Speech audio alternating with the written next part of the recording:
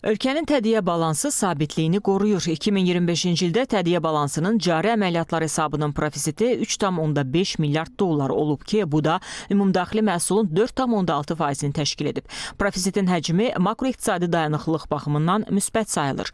Ötən il strateji valyuta ehtiyatları 14,1 milyard dollar artaraq 85,1 milyard dollara çatıb. Ümumilikdə xarici ticarət balansındakı profisit 6,4 milyard dolları ötüb. İxrac 24,1 milyard, idxal 17,7 milyard dollar təşkil edib. İxracda əsas hissə neft-qaz sektorunun payına düşsə də, qeyri-neft qaz sektoru da 7% artaraq 3,5 milyard dollar dəyərində olub.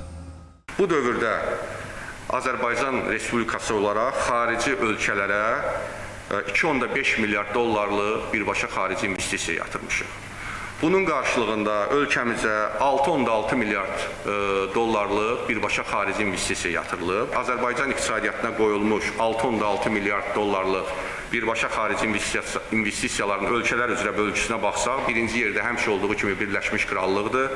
Yəni Böyük Britaniya və Şimali İrlandiya Birləşmiş Krallığı, ikinci yerdə Türkiyə, növbəti yerləri isə Kipr, Ərəb Əmirlikləri və İran İslam Respublikası təşkil etmişdir.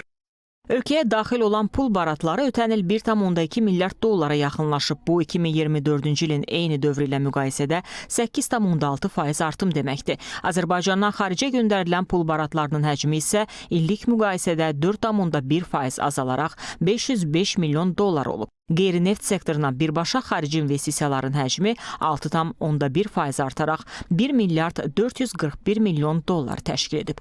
Tədiyyə balansının xidmətlər balansında 19%lik kəsir yaransa da, bəzi maddələr üzrə ciddi profisit qeydə alınıb. Bunlardan biri nəqliyyat xidmətləridir. Nəqliyyat xidmətlərində bu dövrdə profitimiz təxminən 1,9 milyard dollar təşkil etmişdir.